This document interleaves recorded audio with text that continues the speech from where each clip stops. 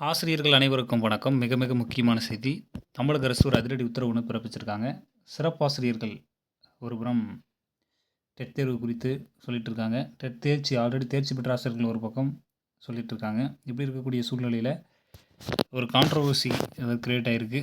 இப்போ அதுக்கு தமிழ்நாடு அரசு ஒரு அதிரடி உத்தரவு பிறப்பிச்சிருக்காங்க. என்னங்கிறத பற்றி தெளிவாக அந்த வீடியோவில் பார்க்கலாம்.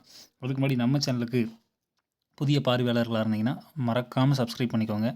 பக்கத்தில் இருக்கிற பெல் ஐக்கானை கிளிக் பண்ணிக்கோங்க. அப்போ தான் டிஆர்பி மற்றும் பள்ளிக்கல்வித்துறையிலேருந்து எந்த ஒரு தகவல் வந்தாலும் மிஸ் பண்ணாமல் பார்க்க முடியும். சரி, ஓகே, வாங்க வீடியோக்குள்ளே போகலாம். இது என்ன தகவல் அப்படின்னு பார்த்தீங்கன்னா, சிறப்பாசிரியர்கள் அப்படின்னு சொல்லக்கூடிய ஒர்க்கிங் டீச்சர்ஸ் அவங்களுக்காக தான் இந்த ஸ்பெஷல் டெட்டு அப்படிங்கிறது வச்சாங்க. சரிங்களா? இந்த ஸ்பெஷல் டெட்டில் பேப்பர் 2ல் கேள்விகள் சிலபஸை தாண்டி கேட்கப்பட்டதாக, மிகவும் கடினமானதாக கேட்கப்பட்டதாக ஆசிரியர்கள் கோரிக்கை மற்றும் பேட்டி கொடுத்த நிலையில் பத்திரிகையில் அந்த செய்தி ரொம்ப தீவிரமாக பரவ ஆரம்பிச்சிருச்சு. பரவ ஆரம்பித்த உடனே இது ஒரு கான்ட்ரவர்சி ஆகிடுச்சு.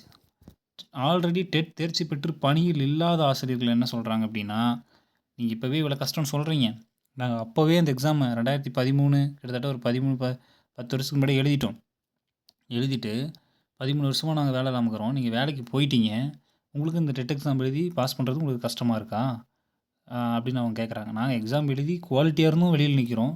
நீங்கள் எக்ஸாம் எழுதி பாஸ் பண்ணப்படியே உள்ளே போயிட்டு இப்போ ஒரு எக்ஸாம் எழுதிட்டு கஷ்டமாக இருக்குங்கிறீங்க. அதே கஷ்டமான தேர்வு தான் நாங்களும் எழுதியிருப்போம். உங்களுக்கு எப்படி அவுட் ஆஃப் சிலபஸ் கேட்டாங்களோ அந்த மாதிரி தானே எங்களுக்கும் அவுட் ஆஃப் சிலபஸ் கேட்டிருப்பாங்க. எங்களுக்கு அப்போவே கஷ்டமாக தான் இருந்தது கொஷின் அப்படிங்கிற மாதிரி சொல்கிறாங்க. ஸோ இந்த சூழ்நிலையில் தான் தமிழக அரசு, அதாவது டிஆர்பி சார்பில் ஒரு ப்ரெஸ் நியூஸ் வந்து ரிலீஸ் ஆகுது. ஸோ அந்த ப்ரெஸ் நியூஸில் என்ன சொல்லியிருக்காங்கன்னா, கான்ட்ராவர்சிக்கு இடம் கொடுக்கக்கூடாது அப்படிங்கிறத அடிப்படையாக கொண்டு இவங்க 2 பேரும் மோதிக்கிட்டு இருக்காங்க அப்படிங்கிறத காரணமாக கொண்டு, அதுவும் இல்லாமல் இந்த நியூஸ் வந்து இப்போ வைரலாக ஆரம்பிச்சிருச்சு. ஸோ அதனால் இது ஒரு கிளாரிஃபிகேஷன் கொடுத்துடணும் அப்படின்னு சொல்லிட்டு டிஆர்பி டீசெண்டாக ஒரு ப்ரெஸ் நியூஸ் ஒன்று ரிலீஸ் பண்ணிட்டாங்க. அந்த ப்ரெஸ் நியூஸில் அவங்க சொல்லியிருக்கிறது என்ன அப்படின்னா, டெட்டு பேப்பர் 1ஆக இருக்கட்டும், பேப்பர் 2ஆக இருக்கட்டும், இரண்டுக்கும் எவிடன்ஸோட அவங்க அறிவிப்பு நோட்டிஃபிகேஷன் விட்டுருப்பாங்க இல்லையா, அதிலையும் அரசாணையையும் எடுத்து ரெஃபரன்ஸுக்கு கொடுத்து, இந்த அரசாணை நிலைப்படி இந்த ஆர்டர் அடிப்படையில் நாங்கள் வந்து கொஷின்ஸ் கேட்டிருக்கோம். பேப்பர் 1க்கும் சரி பேப்பர் 2க்கும் சரி ஸ்கூல் ஸ்டாண்டர்ட்லன்னு நாங்கள் சொன்னாலும் ஸ்கூலோட லிமிட்டில் தான். இப்போ 1 to 5, 1 to 5th ஸ்டாண்டர்ட் அந்த ஸ்டாண்டர்டில் நாங்கள் வந்து உங்களுக்கான தேர்வு இருக்கும் அப்படின்னாலும், அதுக்கான ஸ்டாண்டர்ட் லெவல் அப்படிங்கிறது ஹையர் செகண்டரி வரைக்கும் இருக்குது அப்படிங்கிறத மென்ஷன் பண்ணி தான் நாங்கள் வந்து சொல்லியிருந்தோம் நோட்டிஃபிகேஷன். அதுக்கேற்ற மாதிரி நீங்கள் ப்ரிப்பேர் பண்ணியிருக்கணும். ஸோ எங்கள் மேலே தப்பு இல்லை, நாங்கள் கேள்வி எடுத்து சரியான அடிப்படையில் தான் எடுத்திருக்கிறோம். ஹையர் செகண்டரி லெவலோட நீங்கள் படிச்சிருக்கணும். நீங்கள் ஸ்டாண்டர்ட் வேணால் நீங்கள் 6, 5th வரைக்கும் இருக்கலாம், ஆனால் 8th வரைக்கும் இருக்கலாம். ஆனால் உங்களுக்கு இதுன்றது ஹையர் செகண்டரி வரைக்குமே நீங்கள் படிச்சிருக்கணும். அது வரைக்குமே நீங்கள் படிச்சிருக்கணும் அப்படிங்கிற மாதிரி அது ஆல்ரெடி நோட்டிஃபிகேஷனில் இருக்குது, ரூல்ஸ்லையும் இருக்குது அப்படிங்கிறத மென்ஷன் பண்ணி டிஆர்பி சொல்லிட்டாங்க. இப்போ சிறப்பாசிரியர்கள் கேட்குறது என்னென்னா, எங்களுக்கு முன்னுரிமை கொடுக்கணும், இந்த தேர்வில் மதிப்பெண் குறைப்போ அல்லது வெயிட்டேஜோ ஏதாவது ஒன்று கொடுத்து, இந்த தேர்வு கஷ்டமாக இருக்குது அப்படிங்கிறதுனால எங்களுக்கு வெயிட்டேஜ் வேணும் அப்படின்னு சொல்லிட்டு சிறப்பாசிரியர்கள் கேட்குறாங்க.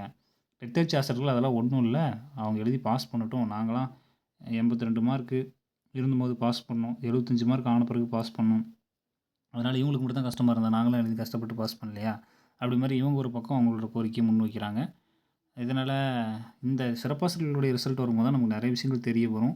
அரசு தரப்பில் என்ன சொல்கிறாங்க, இதுக்கு ஏதாவது கிரேஸ் மார்க் கொடுக்குறாங்களா, இல்லை மதிப்பெண்களை குறைப்பாங்களா, இல்லை அதே மதிப்பெண்கள் தான் தொடருமா அப்படிங்கிற விஷயம் அப்போது தான் நமக்கு தெரியும். தற்போது தமிழக அரசு சொல்லியிருக்கிறாங்க, அதாவது டிஆர்பி தரப்பில் சொல்லிட்டாங்க, நாங்கள் கரெக்டான முறையில் தான் கேள்வி எடுத்துருக்கிறோம், அதை யாரும் குற்றம் சொல்லக்கூடாதுன்ற மாதிரி சொல்லிட்டாங்க. ஓகேவா? இந்த செய்தி குறித்து உங்களோட கருத்து என்னங்கிறத கமெண்ட்டில் சொல்லுங்கள். மேலும் இது மாதிரியான டிஆர்பி மற்றும் பள்ளிக்கல்வித்துறை சார்ந்தோடைய தகவல்கள் மற்றும் அப்டேட்டுகளுக்கு நம்ம சேனலோட இணைந்திருங்கள். நன்றி.